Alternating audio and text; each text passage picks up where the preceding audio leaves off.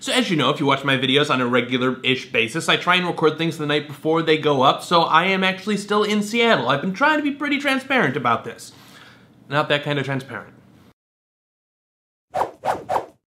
So hello everybody and happy Monday. I am still in Seattle because I went to VloggerFair. And I'm sitting down because this hotel room is rather small and I couldn't find anywhere to stand in a corner and do my regular talky stuff. So conferences for me are always a bit weird, and I want to tell you a story about 8th grade. But first we're going to sample some of the finest coffee Seattle has to offer.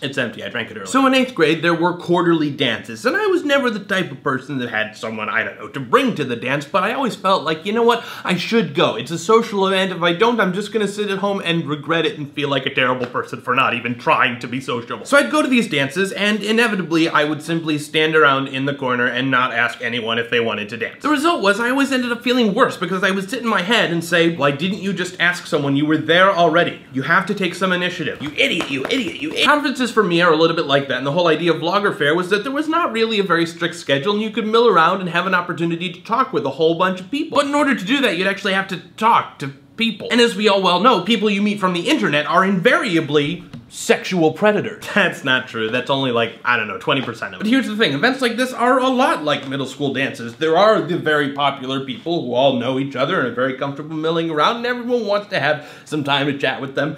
And then there are the people that, you know, have a small group of people that they can chat with and they're very comfortable. And then there are the people that just don't quite know where they stand with everybody else there. I mostly fall into that last category. Now, there are exceptions. I chatted with Lamar Wilson for a while. I chatted with Mikla. I met Mike LaRonda. And I was able to chat with 3 wonderful subscribers. And if you're watching right now, hi! And, 1 of you I remember your name, and 2 of you I remember your channel because I made you write it. I wrote it down because otherwise I forget. I'm really, really bad at this whole social thing. And Saturday night, Jeff from Reckless Eating came by and picked me up in his car, and I went with him despite that whole internet predator thing.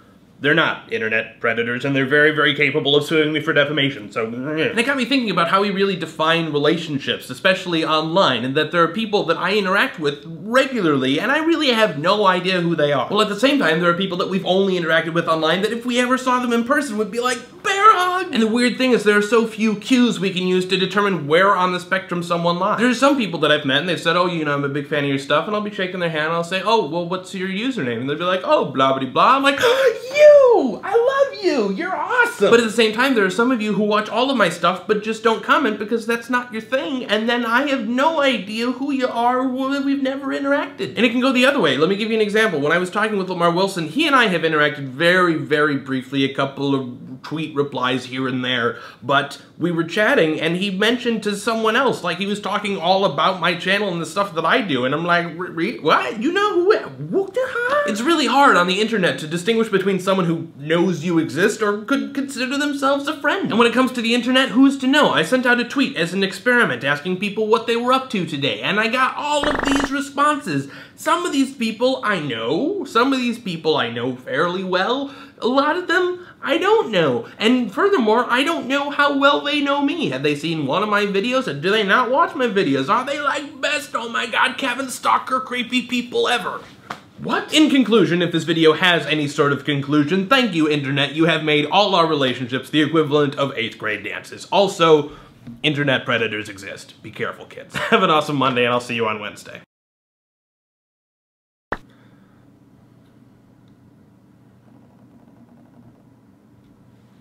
Okay, I'm focused.